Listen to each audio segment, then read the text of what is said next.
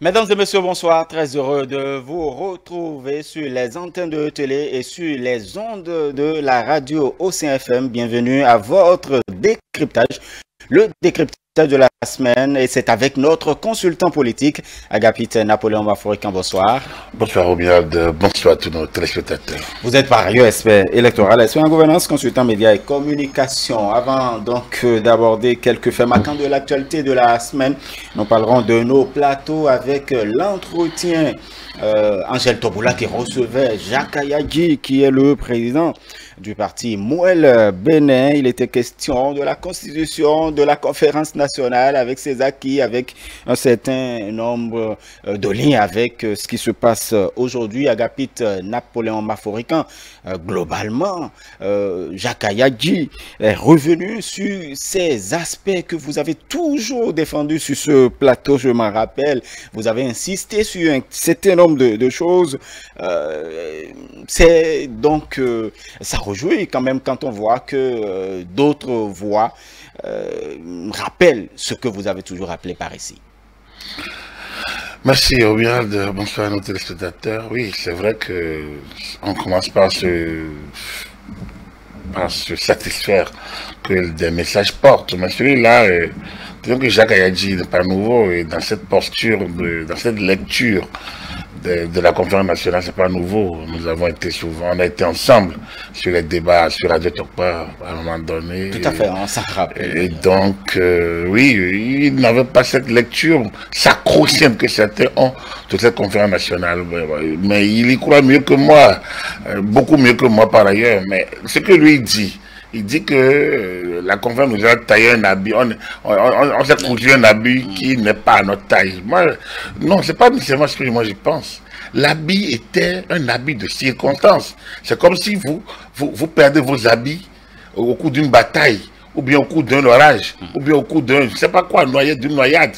Et on vous donne un habit ponctuel. C'est-à-dire que les gens se sont entendus, et ils ont coupé chacun une partie de leur habit, et on vous a taillé un habit ponctuel, et vous restez dedans indéfiniment. Enfin, en fait, voilà ce qui nous est arrivé. Moi, je ne suis pas... Alors que vous pouvez, peut-être, vous étiez peut-être mince, vous pouvez... Quand même, en 30 ans, ne me dites pas qu'on peut rester... C'est comment j'ai évolué en 10, en 15 ans, même si je sais pas, on ne le souhaite pas pour tous.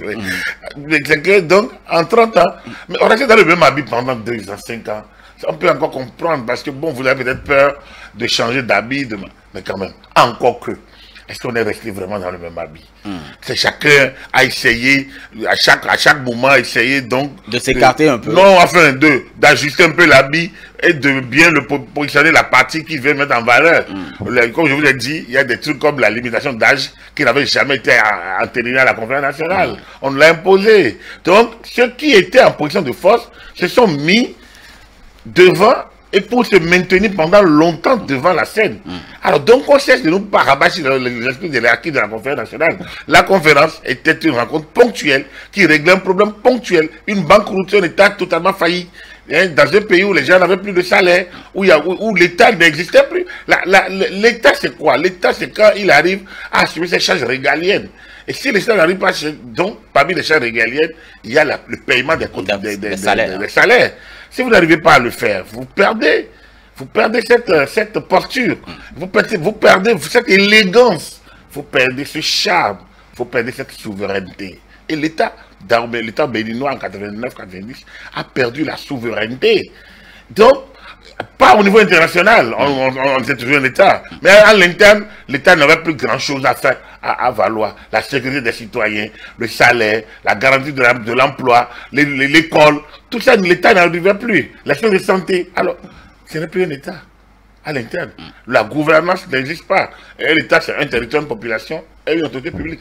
L'autorité publique a perdu les leviers importants et donc, il fallait rebattre les cartes. Donc, comme on a pu le dire, ce n'est pas une affaire de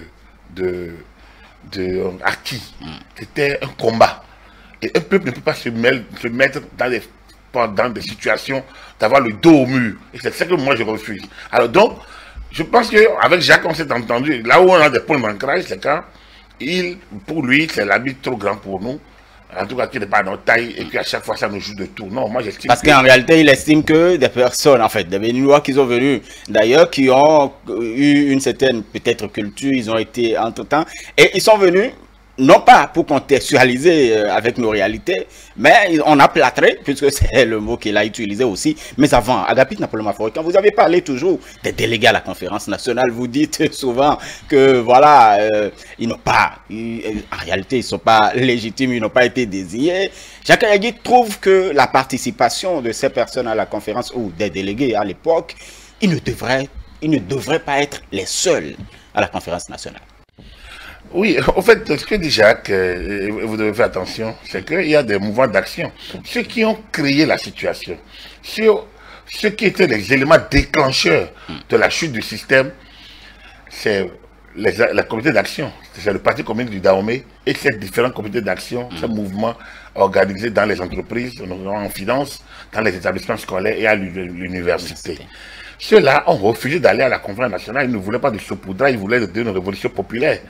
Donc, effectivement, déjà rien que ça montre que les vrais acteurs de la chute du système, en tout cas ceux qui ont dérangé le système, n'étaient pas ceux qui se sont retrouvés à la conférence nationale. Mieux, certains étaient des jouisseurs, ceux d'aujourd'hui qui sont dehors et qui envoient des vidéos et qui injurient les gens sur les réseaux sociaux, qui respectent les lois des pays où ils sont, parce qu'ils ne peuvent pas faire autrement, mais qui poussent les nôtres à la désobéissance. Ils étaient nombreux comme ça à venir à la conférence nationale. Et à venir parler, crier, faire le gros français, les grands intellectuels, les grands systèmes sont arrivés et certains se sont maintenus. Parce que bon voilà, ça leur offre une section entrée par effraction dans la vie politique. Parce qu'ils n'ont fait aucun effort, ils ont trouvé... Bon, est-ce que ce n'est pas de l'opportunité? C'est de l'opportunisme. Enfin, oui, non, écoutez, non, je ne vais pas être aussi chose. Oui, il y en a, c'est normal, la vie, c'est aussi une opportunité. Donc, c'est effectivement pour certains de l'opportunité. Il y a quelques-uns de l'opportunisme. Alors donc, je le fais parce que je suis d'accord avec Jacques, par le clin d'œil de certains de nos compatriotes aujourd'hui, qui sont dehors, qui envoient n'importe quelle vidéo, même des trucs n'importe comment, fabriqués de je ne sais où, avec des commentaires insipides, avec des affirmations bizarres, avec des appels de soulèvement, comme si ils ont quelque chose à gagner quand le pays va prendre feu. Mais si le pays prend feu, eux, ils sont chez eux douillets. Et c'est pour ça que certains internautes désœuvrés doivent comprendre qu'autant aller se donner du travail que de jouer à ce jeu. Parce que ça ne dépend de personne. Et les gouvernants qu'ils ciblent, eux, ils ont la possibilité de quitter. Ils ont la possibilité de quitter. Donc, ça c'était une parenthèse. Et donc, effectivement, la conférence de 90 n'était pas... Je pense que si accroché, c'est quand on n'a plus d'autres idéaux. C'est quand on est perdu. C'est quand on est paresseux. C'est quand on n'a pas de vision. Qu'on pense que 90 doit être célébré. Non, moi je suis de ceux qui veulent qu'on rappelle 90. Pour montrer qu'on ne doit plus jamais en arriver là. Il ne faut pas qu'on se fie au bon discernement d'un homme, Mathieu Kérékou. Et grâce à la clairvoyance d'un autre, Monseigneur de Sousa. Mais c'est les deux. Si Monseigneur de Sousa n'avait pas trouvé les mots qu'il fallait, la manière qu'il fallait, ça n'aurait pu. Jamais. La preuve, en 91, Kérékou n'a pas voulu laisser le pouvoir. Il a failli négocier une amnistie personnelle pour lui. Aboudou Salih, personnel, directeur de campagne, a dit les éléments que nous avons, dont nous avons en possession, ne nous permettent pas de dire que notre candidat a perdu les élections. On était en 91. Il a fallu des va-et-vient, des tractations, pour que Monseigneur arrache du Haut Conseil de la République cette loi portant amnistie personnelle. Sinon, les gens menaçaient Kérékou dans des coups avec lui aussi. C'est pas facile. Les menaces, on ne doit pas être amnésique à ce point. Il faut s'en rappeler. Pour penser que 90, tout était comme sur des roulettes. J'entends même des gens dire, oui, c'est la première fois qu'il y a des élections. Même des gens et pas des moindres. Mais aucune de nos élections ne s'est passée de manière tranquille. Pourquoi on est allé chercher la Sénat en 95? Et dans quelles conditions? Soglo n'en voulait pas. Il a été forcé par la Cour constitutionnelle pour promulguer cette loi-là. La loi Yonofou sur la Sénat. Il n'en voulait pas. En 96, la Sénat, c'était coup de poing. C'était coup de poing, c'était une Sénat coup de poing en 96. Où Soglo n'a jamais reconnu sa défaite. On ne peut pas ces choses, on ne peut pas les perdre de vue. On ne peut pas perdre de vue que ce mercredi 28 février 90, à la clôture, Kérékou avait 2 ou 3 discours à lire. Personne ne savait lequel il devrait lire. Personne. C'est pour ça que quand il a... Si c'était un consensus, comme tout le monde le dit, on devrait d'abord savoir ce qu'il devrait faire. Tout le monde devrait être content. À l'avant, on devait être surexcité. Mais tout le monde avait peur. Avait peur, personne. La preuve, dès qu'il a dit, nous prenons résolument... D'abord, il a commencé. Comme Kérékou sait jouer de la psychologie. Nous ne sommes pas en guerre contre les forces vives de la nation. Nous ne sommes pas livrés, pieds et mains liés à la nation. Nous leur demandons pardon. En disant ça, mais les gens étaient... Il y en a qui devaient pisser dans leur caleçon, excusez-moi.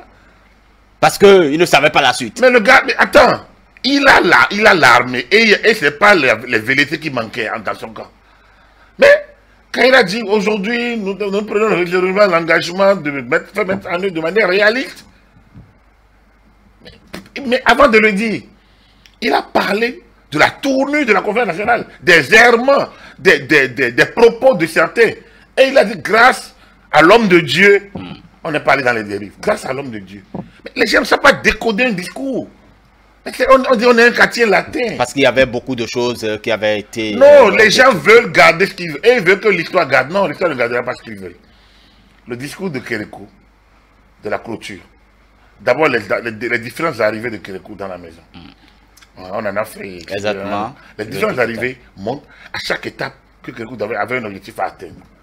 La clôture, le mot de Monseigneur, le rapport de Albert Tevoix, qui est une feuille de route, non un rapport général, et le discours de Kérékou sont des documents fondateurs qui devraient éveiller le peuple sur le caractère conjoncturel de cette rencontre qui ne peut jamais devenir un mythe fondateur de la République. Ça doit être plutôt un événement à se souvenir comme un très mauvais événement qu'on ne doit plus revivre. Par contre, quand on a eu au débat national et qu'on pose certains problèmes majeurs du développement, oui, il faut qu'on essaye de créer des conditions pour ça. Comme cette proposition de Albert Tevoix-Gray, conférence économique par exemple. Il y a eu la conférence économique nationale, Albert Tevoix avait estimé que la conférence nationale n'a pas eu l'occasion de débattre des affaires économiques. Ce qui n'est pas faux. Tout comme la conférence nationale n'a pas eu le temps de débattre des affaires politiques. La nuit où, je me rappelle encore, mais quand la commission économique, elle, le lundi 26 février au soir 90, quand la commission constitutionnelle, la commission économique, présidée par M. Fodé Doné-Soglo, avec un rapporteur, feu Ildefonse William Lemonde, qui deviendra plus tard son ministre des Finances, quand ils ont rendu public leur rapport, il y a eu débat général. Kérékou s'est invité en leur disant, mais vous avez fait un listing, mais on va financer là où?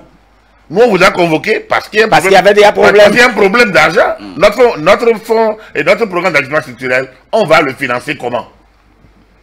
Voilà ce que Kérékou lui a demandé. Il dit, mais comment? Vous avez fait des listings. Au lieu de faire comme Tevoix, qui a dit que si la conférence réussit, il y a les bailleurs vont nous donner 2 milliards cash. Faites comme lui. Parce que Tevoix, il avait fait venir des Suédois, des groupes pour dire que bon, si la conférence réussissait, qu'ils allaient mettre 2 milliards à l'époque de France CFA dans le 20 milliards, je sais pas combien, dans le financement. Donc, il voulait du concret. Mais quand la commission des affaires constitutionnelles a rendu son rapport la nuit, il est revenu à nouveau. Pourquoi? Parce qu'on a dit que quand le président de transition, qui devrait être lui, ou le premier ministre de transition, qu'on ne connaissait pas encore, s'ils sont candidats, ils doivent démissionner 6 mois à l'avance. Ah, afin de démission. Kérékou s'invite dans la cette démission là, sortez ça. Ça, c'est pas nous. Donc, c'est dire qu'il y a tout sauf consensus. C'est un rapport de force et un compromis. Un rapport de force et un compromis jusqu'à la fin. Et encore, Jacques Kayadi, vous l'aviez aussi dit sur ce plateau Agapit Napoléon Baforicain, Jacques Kayadi qui estime que justement l'ancien président Soglo s'écartait justement de tout ce qui avait été décidé par exemple par la conférence nationale et que Monseigneur Isidore de Souza avait pleuré publiquement. Je vous l'avais dit également. Vous l'avez dit, j'ai peut-être pas parlé des pleurs de Monseigneur, mais j'ai parlé déjà à un moment de la démission de Monseigneur de Souza, du haut conseil de la République. Il était obligé. Monseigneur était obligé. D'ailleurs, le pape Jean-Paul II, quand il est venu, avait dit que l'Église n'avait pas vocation à se maintenir à sa position. Et que Monseigneur de Souza était un missionnaire, mais il faudrait bien qu'il puisse passer la main. Et malgré ça, il ne voulait pas créer la Cour constitutionnelle. Il avait peur. les missions, comme il n'a pas réussi à contrôler les nominations, il a rejeté la désignation de Mme Poyon, soutenant qu'elle ne serait pas un jury de haut niveau. Elle est magistrat. Pourtant, elle dit qu'elle n'est pas un jury de haut niveau.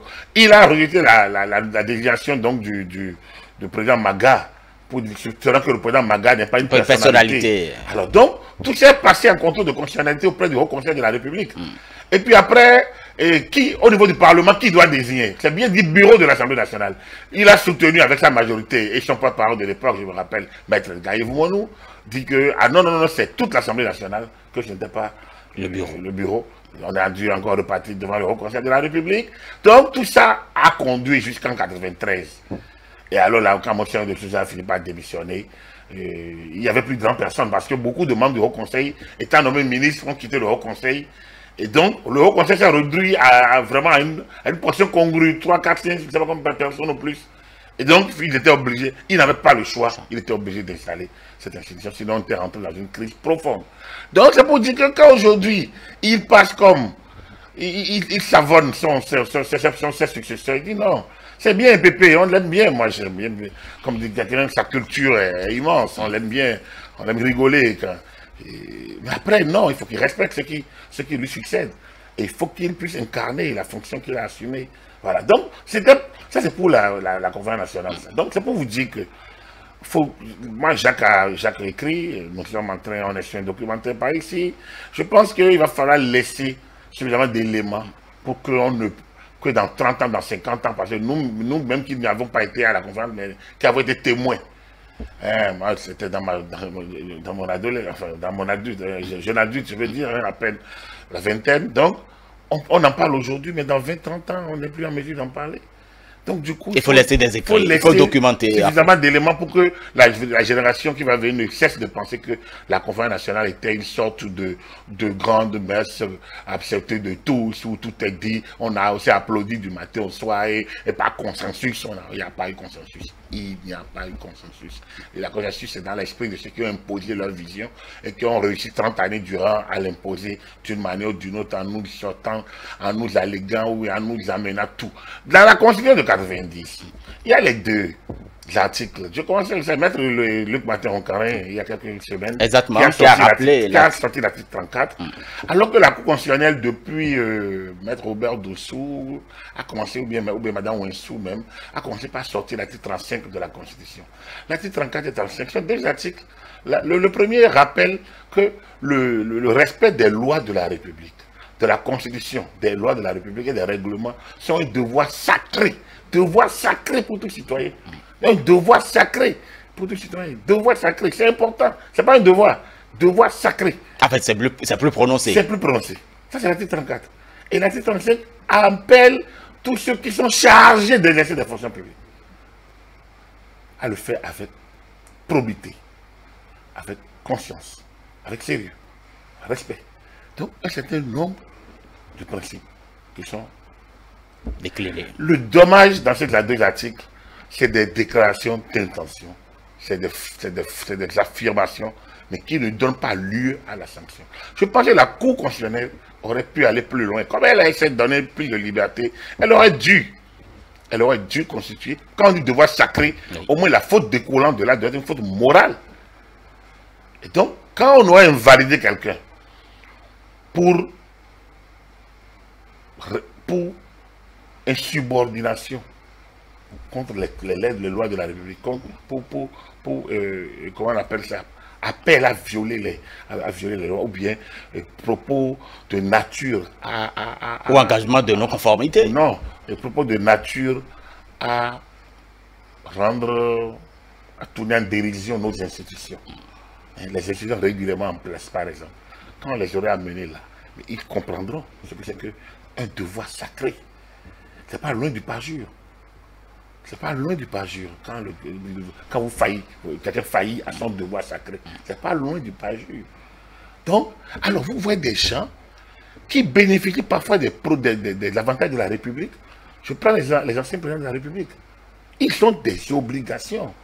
Mais quand vous les voyez se pavaner et dire n'importe quoi, ce qui s'est passé, où on injure le chef de l'État, et ce n'est pas la première fois, ce n'est pas la deuxième fois, ou contre les lois de la République, on viole les dispositions des lois de la République, mais on doit leur opposer l'article 34 et appliquer. Donc cet article a besoin d'être étoffé. Et moi je suis d'accord avec Jacques. En fait, la République créée par la Constitution de 1990 est terminée. C'est une République passagère.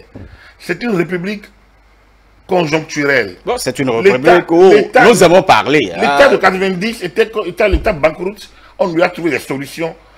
C'est vrai, grâce à la Cour constitutionnelle, la meilleure trouvaille quand même de ce temps-là, le système tient toujours. Mais au prix de combien de crises? Et regardez la crise actuelle. On a failli en 2001. Lorsque M. Fassogla a refusé d'aller au second tour. Tout à fait. Et puis également, on a fini par le troisième. Le troisième, on a laissé. Le deuxième aussi a refusé. Le troisième, venu a refusé. Il a failli le quatrième. Déjà, on sort de l'esprit. Normalement. On sort de l'esprit. C'est les deux premiers qui y vont. Normalement, après le 2, 3, on déclare l'autre gagnant. On a pu, mais on a fait une bataille. Qu'on appelle match amical, on aime ça. Des formules. Mais en 2011, on a frôlé le pire. On a frôlé le pire en 2011. Hein? Avec cette affaire de l'épi. La quadrille va avec, les gens disent jamais pas de l'épi. Pas de l'épi. Des marches, des marches. Des déclarations à n'importe pièce. Ça, on a oublié. Et le président, il a eu même à oublier ça. Et des gens ont tellement oublié qu'on dit, mais on n'a jamais vu des élections comme ce qui se passe cette année. Mais qu'est-ce qui se passe cette année? Mais il faut remonter en 2011. Il faut lire le rapport de la Cour constitutionnelle. Après le rapport d'évaluation des deux élections de la présidentielle d'avril et de mars et les élections législatives d'avril. Il faut lire le rapport de la Cour constitutionnelle. Et il faut voir, comme il illustre très peu, on est amnésique, on lit très peu, et donc du coup, chacun pense que 2-3 ans après, on a déjà oublié ce qu'on a envie d'oublier. Non, on n'a jamais eu des élections aussi apaisées. Cette année, tout a été mis en place pour que nos élections le soient. Parce que les tests sont votés très tôt. Tout le monde connaît les jeux. Mais il y en a qui se croient tellement plus intelligents que d'autres et qui viennent à mettre tout, à foutre tout en l'air parce qu'ils sont coutumiers de ces jeux-là. Et c'est eux qui ont tout failli tout me faire. Heureusement encore que l'État est en éveil. Heureusement que le peuple est en éveil. Heureusement que la République veille. Très bien. Agapite Napoléon Maphorican, c'est vrai, vous en parliez hein, dans l'hebdo des éditorialistes. On a fait cas de ces Béninois qui sont à l'extérieur et qui posent des actes ou du moins invitent ou publient de fausses vidéos ou appellent à l'incitation, donc à la violence, un certain nombre de choses. Est-ce que l'État peut prendre ses responsabilités contre ces personnes? Ils ne sont pas sur le territoire. Que faire? Non, je pense qu'ils sont insignifiants. Je pense qu'ils sont insignifiants. L'État n'a qu'à prendre la responsabilité contre ceux qui sont sur le territoire, ceux qui veulent assumer des fonctions, mais qui blacklistent, hein, qui blackball, qui tirent en rue à dire sur nos institutions, qui tirent sur nos lois. Vous ne pouvez pas. Regardez, comment vous avez passé votre temps dit je vais pétanquer. Moi, je vais pétanquer, on n'y aura jamais de parrainage. On n'aura jamais de parrainage. Si on nous donne, on refusera. Et après, votre candidat se pointe devant la Sénat pour que c'est la pire des dictatures. Regardez, quelqu'un qui veut aller aux élections, qui vient avec son dossier, dit que lui veut diriger la pire des dictatures. Mais c'est grave. Bon, il n'a pas dit comme ça. Elle n'a pas dit comme ça. Elle a dit quoi? Elle a dit, la pire des dictatures, ben bon. Oui, mais dans la pire des dictatures, vous ne pouvez pas être là et le dire. Dans la pire des dictatures, vous ne pouvez pas être là et le dire. Et elle a été devant, portant les couleurs du parti Unir du Togo, où les gens ne peuvent même pas dire des choses comme ça. Et pourtant, moi, je ne dis pas que le système togolais est un système de dictature. Comme je le dis toujours, c'est un système à la togolaise. Le Togo fait son système. Nous faisons notre système. Mais elle a été là-bas. Et on sait ce que les gens disent. Moi, je ne dis pas que c'est ça. Mais on sait ce que les gens disent du système togolais. Alors, donc, c'est une injure à nos institutions. Je l'ai toujours dit ici, c'est une injure au peuple qu'elle débarque de son voyage, voilà, elle revient au pays et elle trouve que nous sommes tellement aliénés, on est dans la dictature, et bien elle vient nous sauver. Alors, on ne t'a jamais entendu. Ton parti qui t'a désigné, là encore, par effraction, parce qu'il y a des gens qui sont à l'interne, qui ont voulu, qui se sont annoncés depuis, que vous n'avez pas adoubé, et ça débarque de nulle part, et puis ça dit oui, ça a cherché à avoir des parrainages, ça n'a pas trouvé. Alors, quel est ce langage-là, normalement, comme je l'ai dit à l'époque, il y a un droit pénal des élections, je l'avais dit oui, toujours. Oui, tout à fait, c'est dit toujours. Donc, oui, le code pénal a pris en compte beaucoup d'éléments, mais on devrait vous interroger pour comprendre, mais à quel moment vous avez cherché à avoir ce parrainage, au moment où votre parti était en train de dire qu'il n'en veut pas. Il y a quelque chose qui ne va pas. Tout le monde, du point de vue éthique, moral. Ton parti dit je n'en veux pas. Quelqu'un du parti dit moi je vais. On dit non, non, on n'a mandaté personne. Et toi, tu dis que c'est le jour-là, on t'a désigné, le jour-là, le 4 là. Et tu viens, tu dis que nous sommes la pire des dictatures, et que toi, tu as tenté d'avoir des parrainages, que tu as des captures d'écran. Devant notre cour constitutionnelle, la plus haute juridiction, tu es incapable de sortir tes preuves. Incapable en refusant. Et tes avocats viennent narguer en disant que tu devrais avoir... Elle protège les sources. Quelle source? Tu ne peux pas protéger la source devant le juge suprême. Lorsque tu as dit que tu en as. Lorsque tu as dit que tu en as, tu ne peux pas. Tu peux demander que le juge protège la source. Tu peux. Peut-être l'avocat peut demander au juge de bien vouloir protéger la source. Puis la Cour constitutionnelle n'est pas tenue de nous en public. Les documents qui vont chez la Cour constitutionnelle, vous connaissez combien de documents? Combien nous viennent en plus sur la place publique? Le juge d'instruction, les documents qui vont chez lui, combien viennent sur la place publique? Donc, il ne faut pas qu'on dise les choses comme ça. Ce n'est pas aussi évident que ça. Les choses, les juges sont déjà sermentés. Et les membres de la Cour constitutionnelle ont prêté serment devant le président de la République et le président de l'Assemblée nationale. C'est un gros serment. Donc, on ne peut pas douter. Alors, donc, on va s'amuser devant ces institutions. Et on continue de... Alors, déjà, la loi doit s'appliquer à vous. Vous n'avez pas été qualifié. Mais vous n'avez plus de qualité. Mais vous vous retrouvez, on menace, il n'y aura pas d'élection. Mais quels sont vos éléments? On vous pose la question. Donc, l'article 4 de notre Constitution doit entrer en vigueur. On doit pouvoir... Enfin, vous trouvez que ce n'est pas en vigueur? Et il n'est pas appliqué. Il n'est pas du tout appliqué. Et parce qu'il n'est pas appliqué, on se contente de dire, bon voilà. Et après, quand vous avez foulé nos lois, quand vous avez exprimé que non, selon vous, la révision de la Constitution ne veut rien dire, que vous vous en tenez à la Constitution de 90, et que le 5 avril, le chef d'État doit passer la main. Pourquoi? Au nom de quoi? Vous êtes qui? Vous êtes une institution? Où est votre place dans la phase des institutions de la République? Le peuple qui doit se manifester par pétition, par la rue ou quoi là, c'est que ici on ne sent même rien de tout ça. Ni pétition, ni rue, ni rien, ni foule. Et vous êtes le seul, une poignée, une dizaine, une vingtaine ou plus peut-être, moins de 100, à se promener, à raconter les mêmes choses, comme si vous devrez pouvoir le dire. Non, vous êtes libre de penser, mais vous ne pouvez pas menacer. Non, vous menacez que le 5, le chef d'État doit passer la main, on vous prend et on vous demande vos éléments. Pourquoi vous dites ça? Vous violez la loi. C'est pas ça, c'est pas la démocratie. Ça, c'est pas votre liberté. Maintenant, vous pouvez dire, selon vous, du 5, du 5, Patrick Talon n'est pas votre président. Mais vous êtes libre de le dire. Mais ne dites pas qu'il doit partir. Vous pouvez dire qu'il n'est pas votre président. Vous êtes libre de ne pas le considérer comme votre président. Mais vous ne pouvez pas dire parce que nos institutions ont dit qu'il est là. Que l'élection qui doit le remplacer a lieu le 11 avril. Mais vous ne pouvez pas faire autrement. Mais où c'est nos lois ou c'est pas nos lois? Donc, si on ne règle pas cette question-là, on sera toujours dans les cas où il y aura toujours des individus qui viendront utiliser leur esprit, comme ce qu'on a vécu avec les démocrates. Vous envoyez, leur subterfuge qui est d'envoyer des gens dans la campagne et de dire qu'ils ne sont pas à la campagne. Donc, ils sont sur deux fronts à la fois. Ils sont sur deux fronts à la fois. On a Koroui Agossa, qui est dans la campagne électorale, sous le manteau démocrate. Ils ne sont pas exclus. Ils sont toujours... Donc, c'est sous le manteau, ils sont démocrates. Et au même moment, il crie. L'autre, on balance le gardien qu'il y a. Et d'ailleurs, sur l'hebdo des éditorialistes, il a été d'ailleurs dit que le duo Corentin Coré et puis René Agossa travaille avec les militants démocrates, par exemple du Koufo, par exemple de telle localité. Et donc, voilà, donc les militants sont avec ce duo. Mais c'est ça que je vous dis, qu'ils sont démocrates, ils sont du parti des démocrates. Ils n'ont pas démissionné et le parti ne les a pas démissionnés. Donc, ils sont membres de ce parti, ils étaient suspendus.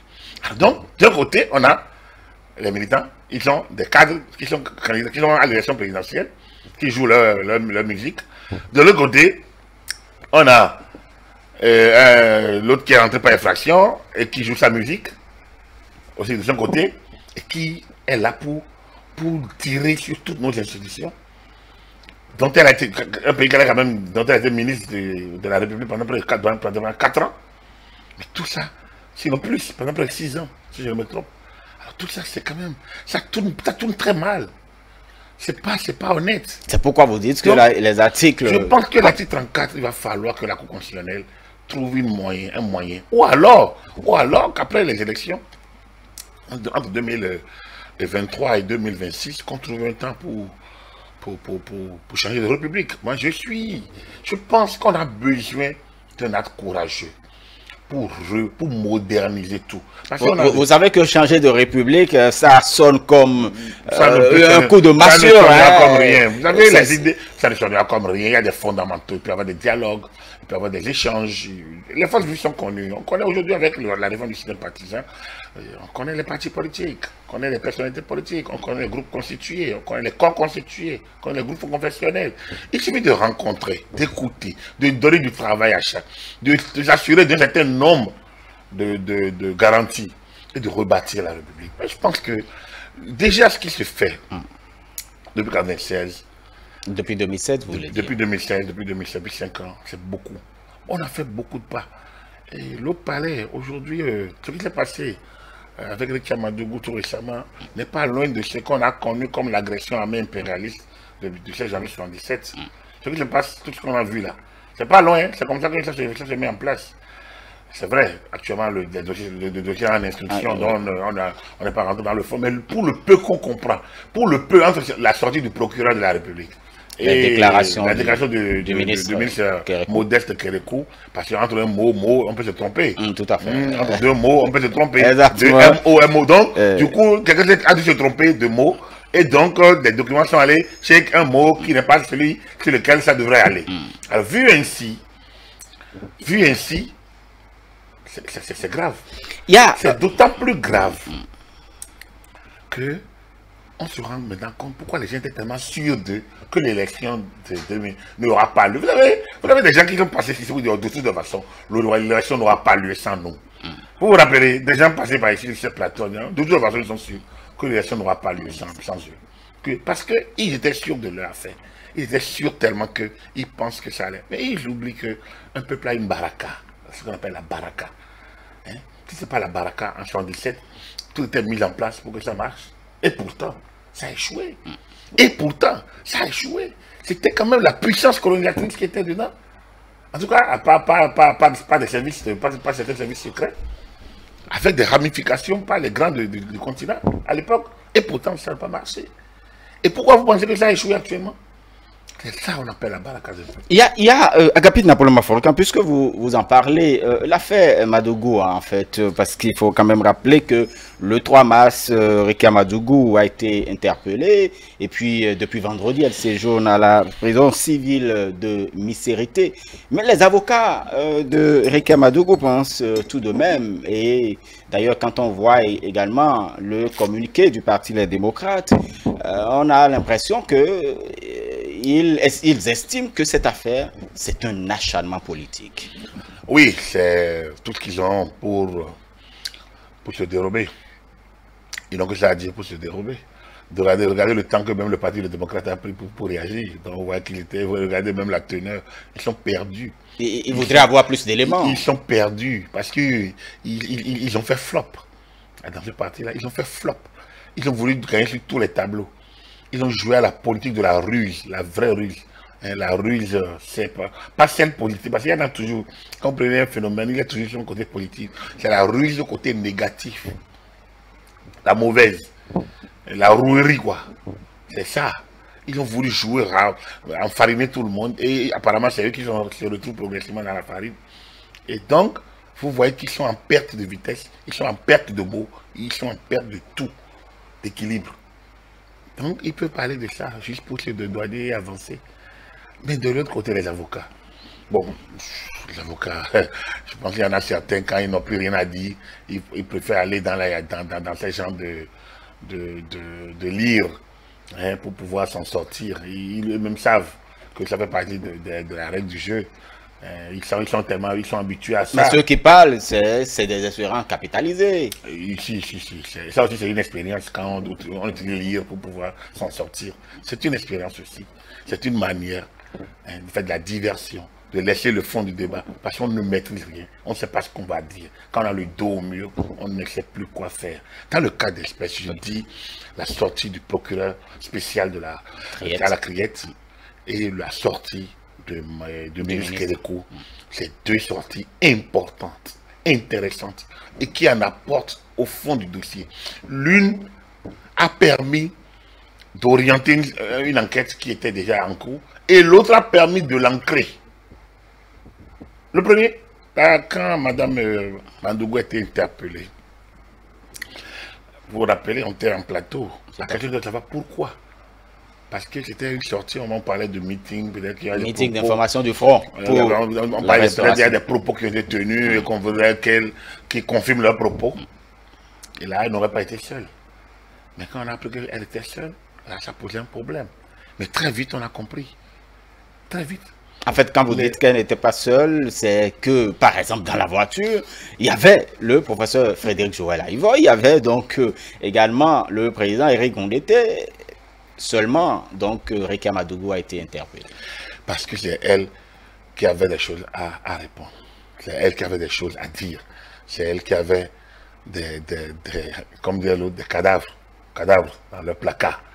En tout cas, cadavres présumés, puisqu'il faut être... la présomption d'innocence. Il faut appliquer la présomption d'innocence. Elle avait des cadavres présumés dont elle doit les répondre.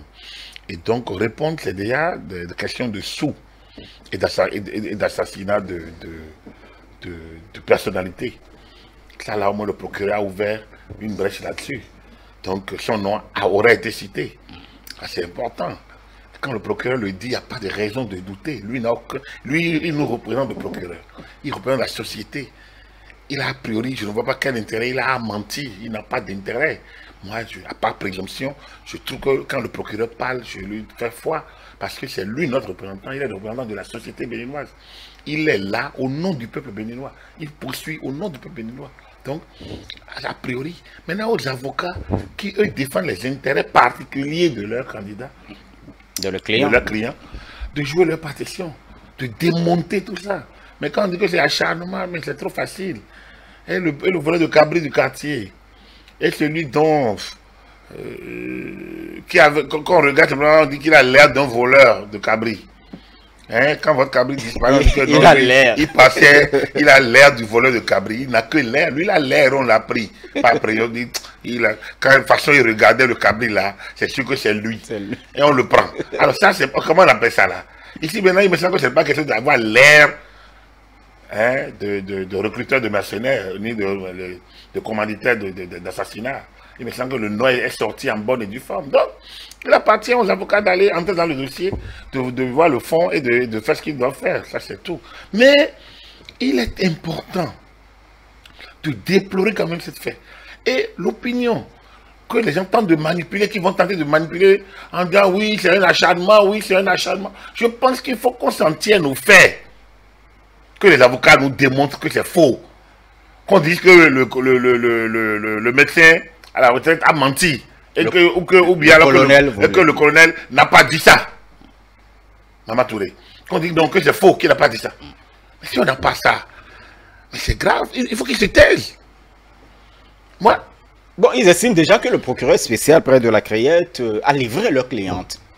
Non, le procureur n'est pas là pour protéger un client. Je vous l'ai dit, le procureur, c'est le peuple. c'est le représentant du ministère public. C'est nous, c'est vous. Le procureur, c'est notre sécurité à nous. C'est la garantie de la justice pour tous. Lui n'est pas l'avocat d'un client. Il est l'avocat du peuple béninois, de vous et de moi, de elle ou d'elle aussi. Mais elle a droit, comme les deux autres prévenus, plus elle, ils ont droit d'avocats particuliers pour défendre leur cas. Voilà, donc, le rôle du procureur n'est pas de la... Mais si c'est ça l'information, il faut le procureur a bien fait de le sortir pour que chacun sache. Sinon, mais on aurait dit que c'est oui, elle dérange, oh là là, depuis qu'elle est rentrée là. Mais depuis qu'elle est rentrée, elle fait que créer la cisanie dans l'opinion. Parce qu'on peut gérer les réseaux sociaux, on a les moyens de le faire, on peut noyer l'argent et faire du désordre dans le pays. Mais vous trouvez ça normal? La paix publique. Si ce projet d'assassinat, on en a déjà connu dans le pays. Et on sait, vous savez comment la République s'est effondrée en 63, qui était la mort d'un activiste. Vous connaissez l'affaire Boïki? L'affaire Boïki, en 63. C'est qui a fait tomber le président Maga. Et ces cas d'assassinat politique dans le pays n'ont jamais fait du bien à l'unité nationale. N'ont jamais fait du bien à l'unité nationale. Et donc, il faut qu'on fasse très attention. Et les gens qui veulent résoudre la résolution de ces cas, c'est une dangereuse inspiration. Et les auteurs doivent être sanctionnés avec la dernière rigueur. On ne doit pas s'amuser. Moi, je trouve bizarre que certains s'amusent sur les réseaux sociaux avec ça. Parce que ce n'est pas rentrer dans leur famille. Prions pour que cela n'aille pas du tout dans leur famille. Parce que c'est dangereux. Quand on s'en prend à vous, parce que vous avez vos opinions, c'est grave. Quand des compatriotes pensent qu'on peut en tuer d'autres, pour que eux, leur désir politique soit assouvi. Mais c'est grave, c'est dangereux, c'est égoïste. Donc, on pense que le procureur fait quoi? A livré le client, mais le client n'a pas autre qualité que d'être livré. C'est des actes de vils individus. C'est des actes de vils individus. Alors, pour peu que l'acte est prouvé, c'est dangereux. C'est grave. Donc, le procureur a livré les faits dont il était possesseur. S'il y a de nouveau, c'est ce qu'il nous en dira. Le procureur n'a pas encore dit qu'il a écouté Mme Mandougou, que Mme Mandougou. Jusqu'à présent, elle n'a pas encore écouté. Donc, elle est toujours présumée innocente. Le procureur fait le point de ce qu'il savait. Ce que le Premier ministre Kérékou a dit, n'a jamais, le ministre Kérékou a fait cas des échanges. De décembre 2018. Fortuit, parce qu'il n'était pas censé être, lui, le destinataire. Et après tout ça, il nous a montré, il a dit que son poste est disponible. Mais ça ne peut pas nous amener non plus à conclure. Ce qui est sûr, il y a des velléités. Lesquelles, entre qui, même les initiales des chefs d'État qu'on a ici. Ça vaut ce que ça vaut. Il y a quand même, Agapit Napoléon Maforgan, certains se demandent pourquoi les révéler aujourd'hui à la presse, et surtout pas l'entremise de la presse, pourquoi aujourd'hui? Vous le savez, est-ce qu'on a besoin même de poser cette question? La réponse va de soi. Parce qu'un dossier est ouvert aujourd'hui, parce qu'un dossier est connu. Il a dit, il en a informé son chef, qui a dit de banaliser ça. Mais aujourd'hui, ce fait s'ajoute à d'autres. Ça va de soi. Il y a des choses qu'on peut banaliser. Je vous ai dit, le gars, il a l'air de. Alors, vous savez ce qu'on appelle avoir l'air de. Si votre papa fut un voyou du quartier, ou un délinquant du quartier, on s'excuse. Hein. S'il fut un voyou du quartier, les enfants, on les regarde toujours avec ces terres-là. Il a appris à voler les poulets. Peut-être qu'ils ont hérité, qu'il a hérité. C'est exactement, on les regarde comme des héritiers de ces mauvaises pratiques. Hein? La société les juge déjà. Ils ont déjà jugé. Alors qu'il a beau exister parmi eux des gens de vertu. Parce que papa a vu que tout le monde doit être. Pourtant, on les juge déjà. Ils sont déjà jugés à cette eau. Je pense que, après de moi où il y a des vérités antérieures, des situations comme ça, c'est quand même suffisamment grave cette situation. Le président a demandé de banaliser. Peut-être que Modeste Kérékou n'a pas banalisé. Il a gardé. Et d'ailleurs, il a gardé. Ouais, c'est vraiment grave quand même. C'est vraiment grave. Et sans oublier qu'entre les deux familles, là, il y a, comme je vous l'ai dit, il y avait un précédent. Hein. J'ai été surpris de voir que, bon, ils peuvent toujours s'allier d'un côté pour aller aux élections. C'est pas ça. Finalement, ça n'a pas fonctionné comme les gens le disaient, mais les diatribes de requête contre Mathieu Kérékou n'étaient pas, enfin, bien apprécié, bien. Non, non, ça ne devrait même pas l'être en principe. Ça ne devrait pas l'être en principe. Mais bon, si les Kérékou ont pardonné, c'est pas la peine qu'on revienne là-dessus. Exactement. Donc, mais je reviens. Si le chef d'État dit de banaliser, l'autre n'a pas banalisé. L'autre peut-être, il a banalisé puisqu'il n'en a parlé à personne. Mais donc, c'est sûr que qu'il a dû faire sa sortie. Il s'est dit, bon, finalement, aujourd'hui, je peux mettre cet élément à la disposition de la justice. Voilà. Donc, il n'y a aucun mal à ça. Il n'a accusé personne. Il a dit, ah, je devrais le faire. Mon poste est disponible. Les éléments, voilà, vous pouvez l'expertiser. Nickel, je pense qu'il a fait ce qu'il devait faire. Ne pas le faire. Ne pas le faire demain peut l'inculper, peut lui être fatal. Parce qu'il y a des dispositions du code pénal qui est tout citoyen qui a connaissance d'un crime ou d'un délit. Qui peut participer à la manifestation de la vérité, qui ne le fait pas, peut être taxé de complice. Je ne connais pas la disposition, mais ne pas le faire. À partir du moment où il y a des faisceaux, il y a des éléments aujourd'hui qui plongent la dame, en tout cas qui sont des éléments à charge contre elle, c'était pas, ce ne serait plus opportun qu'il garde un silence. Je pense qu'il a bien fait donc de sortir cet élément et donc de le verser au procureur. Très bien. Il y a quand même des noms. C'est vrai que vous avez dit, voilà, il y a des codes PT, par exemple, FG et tout ça, des noms de chefs d'État qui ont été cités. Est-ce que nous ne courons pas le risque d'une incidence diplomatique? Non. Vous savez, on a la chance d'avoir un président Talon qui n'est pas très explosif sur le plan international. Il n'est pas expansif. Il n'est pas expansif. C'est quelqu'un qui est resserré dans son travail, et respectueux des autres chefs d'État, mais pas plus. Et ça, c'est une chance. Donc, je ne pense pas qu'il puisse avoir. Attendez, il savait ça depuis, non? Est-ce que ça a joué sur nos relations avec qui que ce soit? Je ne pense pas. Il n'y a aucun. Si quelqu'un se sent mauvais, il va se moucher. Sinon, à mon avis. Ça ne devrait pas poser problème. Pas du tout. Pas ça le président Talon. Je pense qu'il est dans sa nature. Je le découvre. Je trouve qu'il est dans une forme il a une forme de communication qui lui sied très bien et qui. Je pense que c'est ça qui fait l'énigme des autres, peut-être. Ça peut créer des problèmes à ceux qui aiment bien que les gens se découvrent. Le président se découvre rarement. Et je pense que c'est ça, peut-être, qui est l'élément, ce qui fait peur aux gens ou qui peut faire mal aussi à d'autres. Bon, mais tant mieux, mais je trouve que c'est une qualité.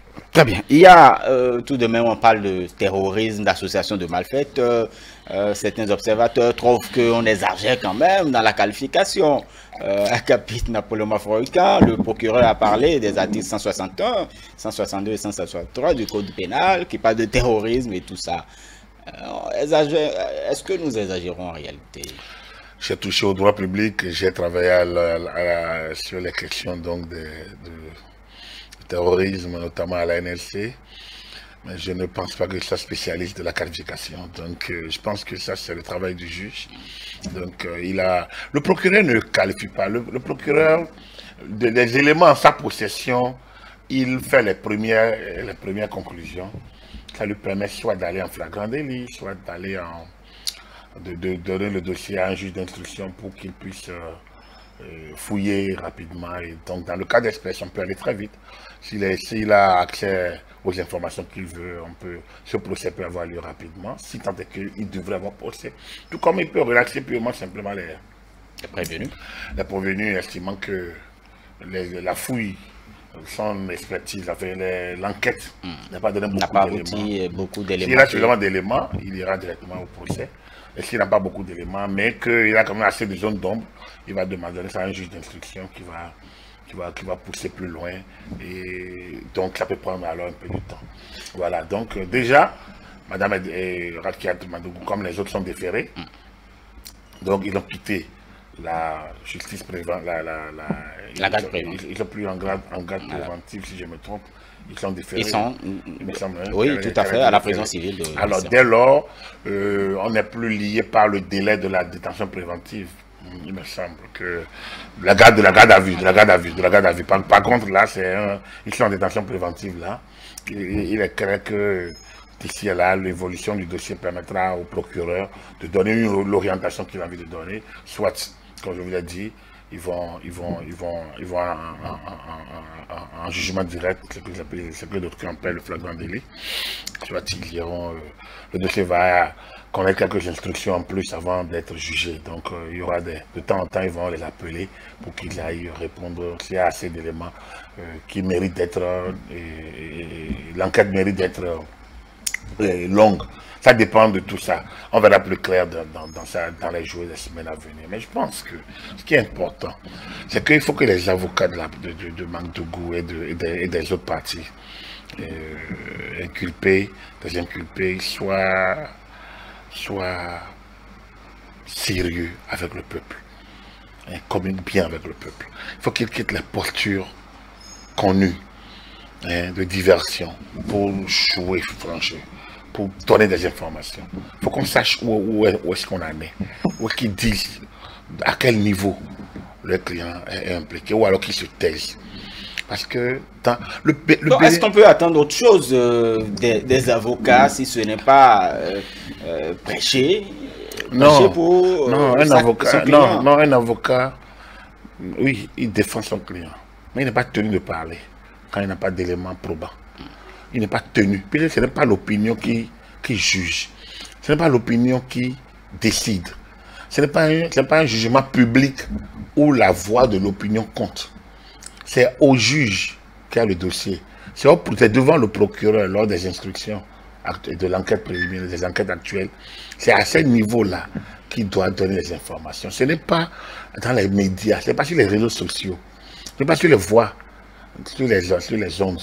Donc il faudrait qu'ils essayent vraiment de préserver l'essentiel. Parce que on ne peut quand même pas se satisfaire de compatriotes dont le projet est d'arracher la vie à d'autres, tout prétexte qu'on ne s'entend pas politiquement ou bien parce qu'on veut le pouvoir. Mais il y a quelque chose de moral qui tombe là. D'accord, un présumé a besoin d'être défendu. Mais oui, devant le prétoire, dans les bureaux du procureur ou devant le prétoire, mais pas dans les places publiques, dire certaines choses. Ça tombe, les gens descendent bas. Ça donne la chair de poule parfois, parce qu'on se demande, mais notre vie, on peut faire de la vie de temps de transactions, c'est pas bien. Ça ne va pas. Non, ça ne va pas. Voilà. Très bien. Merci beaucoup à vous, Agapit Napoléon Maforkikan, consultant politique à ETL Expert électoral par ailleurs. Mesdames et messieurs, merci de nous avoir suivis. C'est la fin de votre décryptage, du décryptage de la semaine pour le compte de ce 7 mars 2021. Agréable soirée à chacun et à tous. Vous suivrez après nous, Nouyan Gbassa avec Dassodio. Bonne suite de programme sur nos antennes.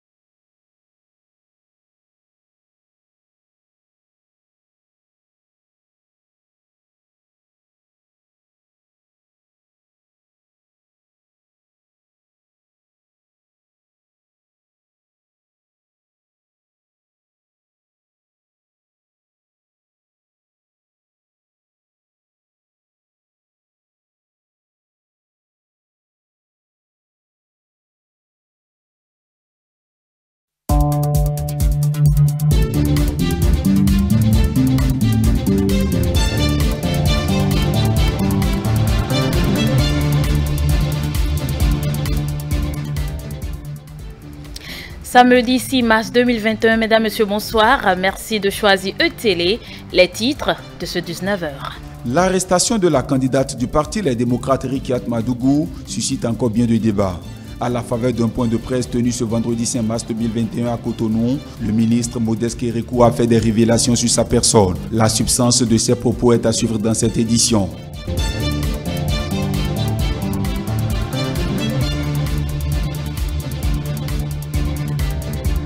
Remise de chèques de subvention de l'État aux fédérations sportives par le ministre des Sports Osvaldo Meki ce vendredi 4 mars 2021. L'objectif est d'accompagner les structures à mieux faire fonctionner les activités.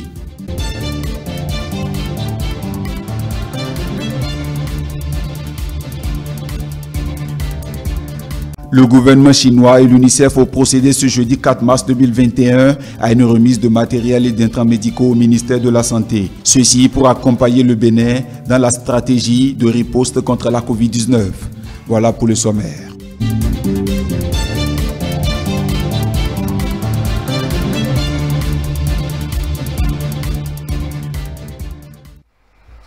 Bienvenue à tous. Rebondissement dans le dossier relatif à l'arrestation de Rikiat Madougou.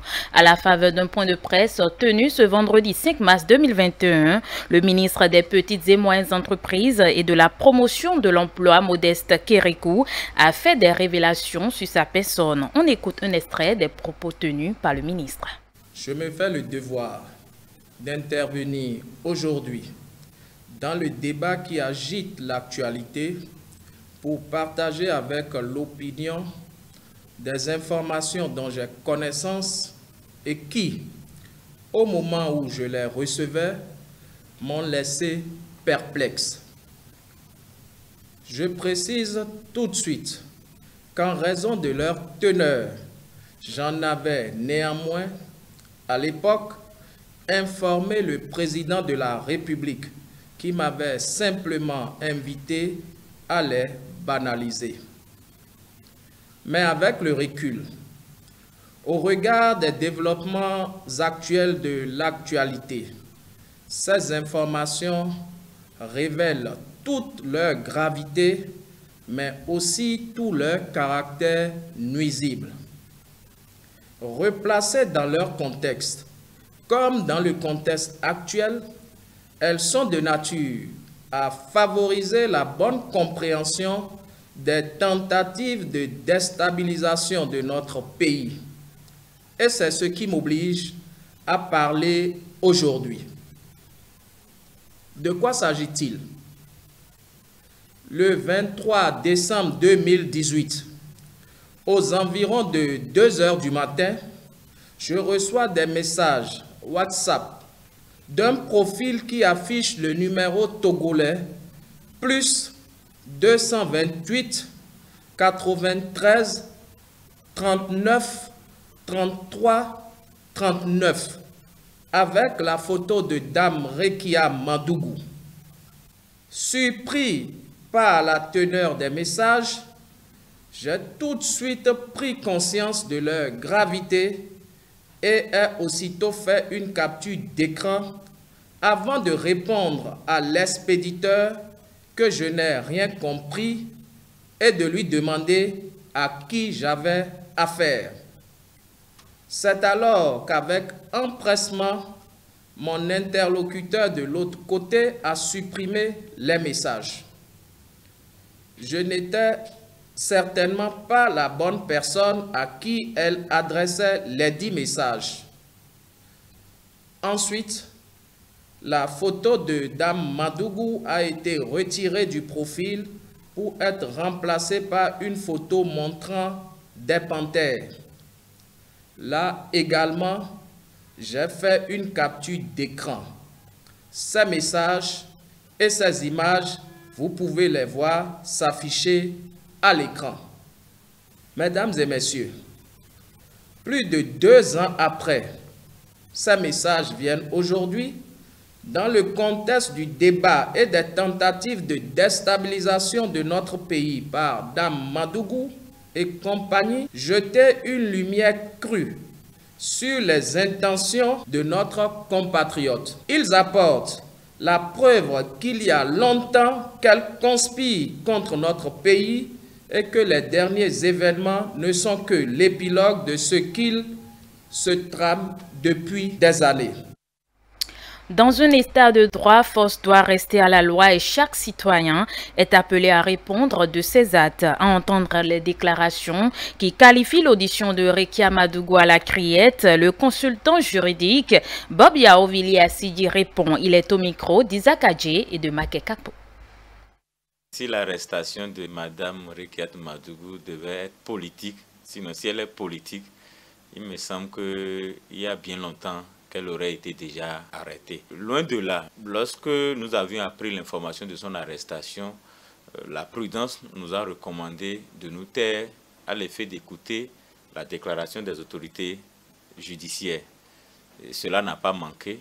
Le procureur spécial près la Cour de répression des infractions économiques terrorisme a fait sa sortie et au regard de sa déclaration, les faits sont suffisamment graves. Il faut souligner que cette arrestation n'est pas une arrestation isolée, ce n'est pas un acte isolé. C'est à la suite de certains autres faits où des personnes sont actuellement privées de leur liberté. Monsieur le procureur spécial a même dit que ces personnes-là sont passées aux aveux et Mme Rekia Madougou serait l'une des personnes avec qui ces personnes détenues ont étroitement collaboré. Dans un état de droit, il faut faire confiance à l'appareil judiciaire. Nous sommes actuellement à la fin de l'instruction. À la fin de l'instruction, on peut avoir deux résultats. Mme Rekia Madougou peut bénéficier d'un non-lieu. Comme on peut aussi avoir une ordonnance qui demande à ce que Rekia Madougou soit jugé dans cette matière-là. Le processus électoral n'est pas une période d'immunité absolue pour les acteurs. Pas du tout alors. Bien au contraire, il y a des faits pendant ce temps-ci, c'est-à-dire avant l'élection, pendant l'élection et après l'élection qui peuvent impacter cette élection-là. Et moi, je voudrais inviter les acteurs politiques au regard des déclarations de savoir raison garder. Mais lorsque vous écoutez sa déclaration, quelques heures avant son arrestation, c'est-à-dire pour le 11 avril, l'élection n'aura pas lieu sans les démocrates. Alors, lorsque la Sénat a fait son travail, a retenu 3 duos, la Cour constitutionnelle a passé au peigne fin ce travail-là et a confirmé l'adhésion de la Sénat, on ne sait pas par quelle alchimie, par quelle haute acrobatie, Mme Rekia Madougou et son colistier pourraient s'y prendre pour participer au scrutin présidentiel du 11 avril prochain. Et ces déclarations, elles sont suffisamment graves pour que les autorités judiciaires prennent leurs dispositions. Parce qu'on a la police administrative, on a la police judiciaire. Il leur appartient de faire en sorte que la sécurité de chacun, de tous, soit garantie avant les élections, pendant les élections et après les élections. Au lendemain du point de presse tenu par Mario Metonou, procureur spécial de la Cour de répression des infractions économiques et du terrorisme criette, les citoyens de Cotonou se sont prononcés sur des faits reprochés à la mise en cause. On les écoute. Nous prônons la paix dans notre pays. Le mot maître aujourd'hui, c'est la paix. Nous allons aux élections présidentielles du 11 avril 2021. Le processus suit son cours. Et vous savez, Rekia Madougou est une candidate recalée. Étant donné qu'elle est recalée, il y a les voies de recours. Et elle sait très bien que les décisions de la Cour constitutionnelle sont sans recours. Elle est allée trop vite en besogne. De par ses responsabilités, il lui est conféré même le titre de diplomate. Donc, elle ne devait plus se livrer à certaines déclarations qui vont révolter le peuple et qui vont révolter aussi bien les dirigeants actuels. La justice est en train de faire son travail. Il faut ce qu'on appelle le minimum de respect. à l'autorité. Il faut que dans notre pays, l'autorité soit respectée. Et ça nous manque beaucoup. Les propos, non. Disons-nous la vérité en face. Vous voulez animer une conférence ou bien un congrès, je ne sais pas. Mais la parole n'est pas encore donnée aux candidats et à plus forte raison, vous êtes recalés. Et vous savez, je regrette. Moi, Nestor Abonnemanegbe, je regrette. Mais qui l'a conseillé à se lancer comme ça? Ce que monsieur le procureur Métoyon a fait, il est dans son droit. Et ce que notre soeur Madougou est en train de faire, ce n'est pas du tout normal. Parce que nous tous, on est des Béninois. Donc, moi, je la conseille, si c'est quelqu'un qui la pousse, elle n'a qu'à se ressaisir. Parce que le pays n'est plus comme avant. Il n'y a plus de désordre. Il y a une fermeture. Elle est candidate, elle a été reculée. Elle doit rester là où on l'a mis. Au Bénin, nous, on veut la paix. C'est la paix. C'est des propos qui frisent de l'incitation à la rébellion. Moi, j'ai estimé qu'elle aurait dû être interpellée plus tôt. Mais puisque ceux qui sont chargés des opérations, des procédures judiciaires ont jugé le fait maintenant, je suppose qu'ils ont des raisons de le faire. Et à entendre le procureur dans sa conférence de presse hier, les faits qui lui sont reprochés sont assez graves et justifient qu'elle soit interpellée et que la procédure soit faite. Notre patrie est une nation organisée par des lois. Elle repose sur des tests et qu'il faille que chacun s'emploie à sa façon à respecter ces tests-là qui organisent la République. Je voudrais, suite aux derniers événements, appeler tout simplement tous les Béninois au calme, tous les Béninois à la sérénité, tous les Béninois à se revêtir des vertus de paix, qui est d'abord un comportement. Et je pense que nous devons tous, quelles que soient nos motivations, justifiées ou non justifiées, garder notre sérénité et faire confiance aux institutions de la République. Et dans le même registre, des leaders religieux, eux aussi, en appellent à la non-violence en cette veille de la présidentielle du 11 avril 2021. On suit le message. Dans l'instabilité, rien ne peut se faire. S'il n'y a pas la paix, on ne peut pas gouverner un pays. Nous avons intérêt à prôner pour la paix. Nous avons intérêt à œuvrer pour la paix. Donc que nous ne soyons pas l'initiateur de l'instabilité, l'initiateur de la violence, et qu'on ne répond pas à une quelconque sollicitation à cet acte. Que chacun de nous sache que quand ça commence, les vrais profiteurs même du pays et de la politique ne sont pas souvent victimes. Ils ont des moyens pour prendre l'avion et passer par là et s'écarter de ce qu'ils ont semé. Et que c'est les victimes, c'est nous les innocents qui sont souvent victimes de cette situation. Donc nous les pauvres qui n'avons joui de rien que ce soit, et c'est nous qui allons être encore victimes de cela. Évitons ça, ne faisons pas cela. J'ai été politicien, mais aujourd'hui maintenant je suis parmi ceux qui prônent la paix. Donc en tant que Yakou Malerossou, je demande à tout un chacun de nous de ne jamais accepter la violence. Ça commence et on ne sait jamais là où ça va terminer. Dieu autorise l'intercompréhension et n'aime pas la rébellion. Bon, j'invite toute la communauté musulmane à la culture de la paix, de la compréhension et de la tolérance. Nous, la population, les citoyens et citoyennes, sortons le jour de vote, allez poser notre acte civique, votons pour celui qui nous jugeons bon pour le pays. Selon des convictions bien précises, bien données. Et c'est celui-là, l'élu de Dieu, qui va rester à la place. Le ministre des Sports Oswald Omeki a procédé ce vendredi 5 mars 2021 à la remise de chèques de subvention de l'État aux fédérations sportives. Objectif, accompagner les structures à mieux faire fonctionner les activités au sein de leur fédération, mais aussi à faire face aux charges collectives. Elia Djiran, Semia Diessouf. Oswald Omeki, ministre des Sports, nourrit davantage la vision de faire du Bénin un pays sportif. À cet effet, il vient soulager les fédérations sportives en leur octroyant leurs allocations au titre de l'année 2021 à hauteur de plus de 1 milliard de francs CFA. Par le passé, il est arrivé que nous séparions les choses.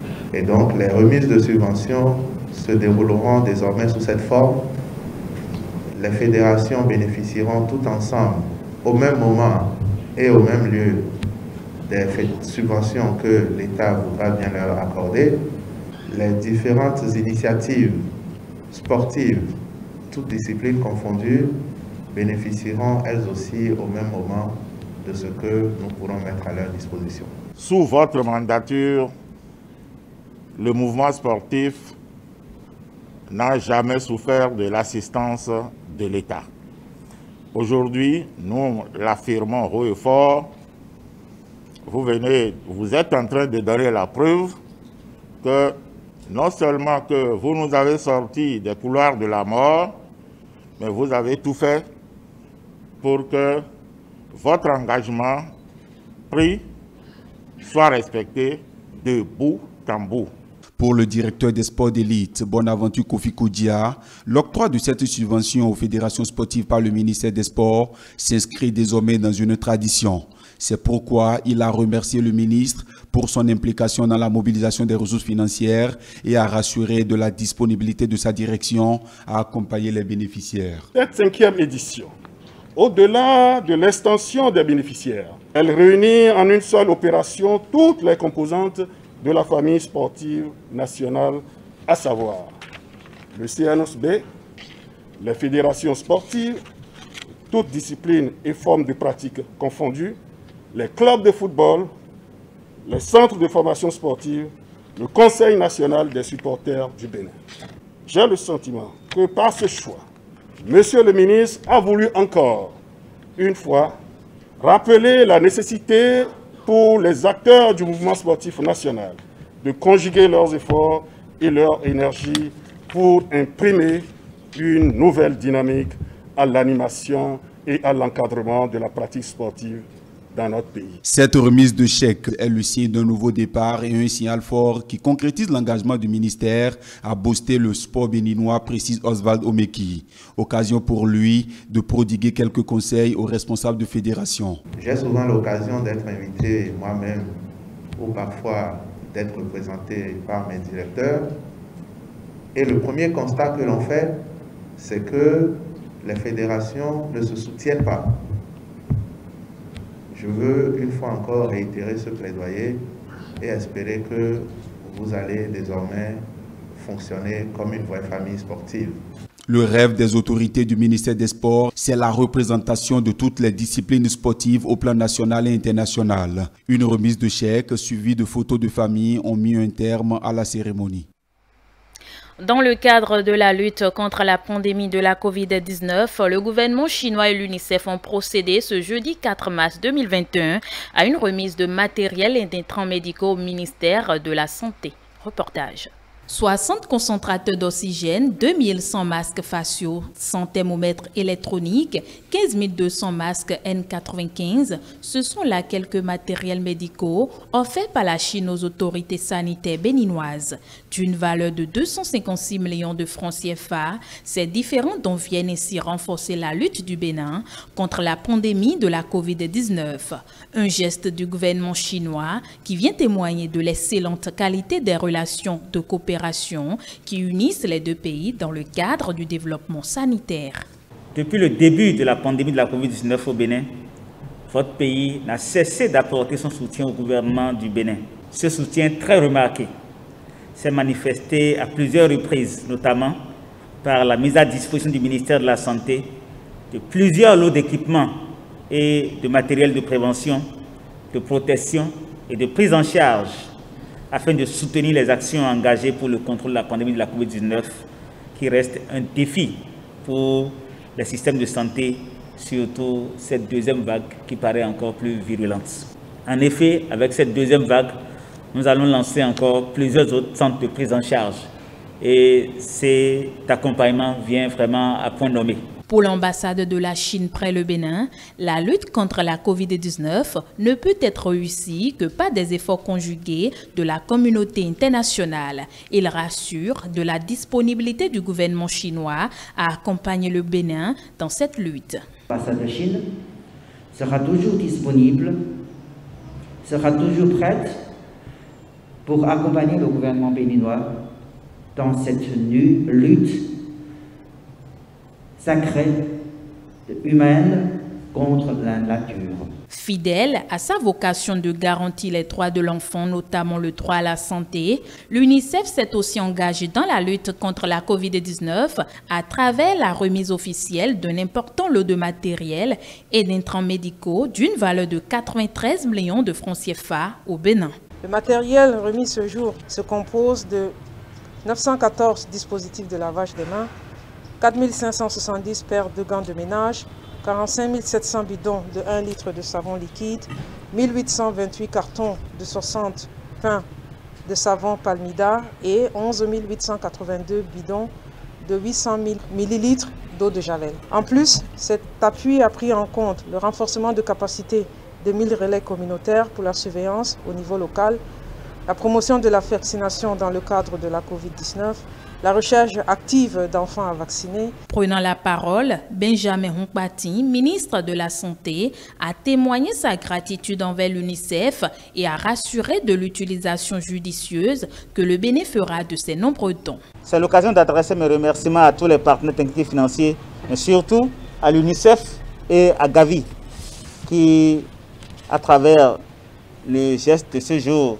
nous expriment leur accompagnement. Je voudrais pour terminer rassurer tous les partenaires qui s'investissent dans la lutte contre la COVID-19 et particulièrement l'UNICEF et Gavi, l'Alliance du vaccin, que ces intrants seront envoyés à leur point de destination.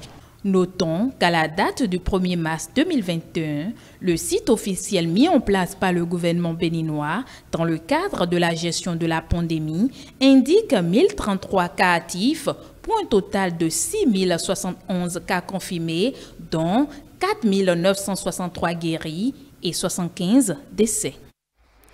Un dernier élément avant de clore cette édition. En Chine, on note une baisse de concentration des principaux polluants atmosphériques. Une première depuis 2015, même si dans certaines régions, la pollution à l'ozone continue d'augmenter. Suivez ce reportage de nos confrères de CCTV+, pour les détails. Les concentrations des principaux polluants atmosphériques dont les PM2.5, les PM10, le dioxyde de soufre, le dioxyde d'azote, le monoxyde de carbone et les concentrations d'ozone ont diminué pour la première fois depuis 2015. Outre cette baisse, la pollution à l'ozone continue d'augmenter dans certaines régions prioritaires. Toutefois, cela ne veut pas dire qu'il existe une corrélation entre cette augmentation et la réduction des concentrations de PM2.5. Ce sont les industries centralisées qui contribuent à l'augmentation des concentrations d'ozone dans certaines régions ainsi qu'à l'augmentation des températures et les concentrations d'ozone dans d'autres pays du monde. Ce n'est pas à cause des fluctuations des PM2.5. La qualité de l'air s'est améliorée et la concentration moyenne de PM2.5 a diminué d'année en année par rapport à 2015. La proportion des jours durant lesquels la qualité de l'air était bonne dans les villes préfecturales était d'environ 80% en 2019 et a augmenté à plus de 85% en 2020. Mais la pollution lourde demeure une préoccupation majeure pour de nombreux Chinois. Comment la Chine envisage-t-elle de gagner cette guerre au cours des 5 prochaines années ?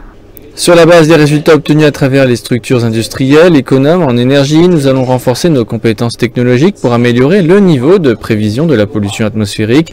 Nous demandons aux entreprises locales de suivre ces lignes directrices au cours du 14e plan quinquennal.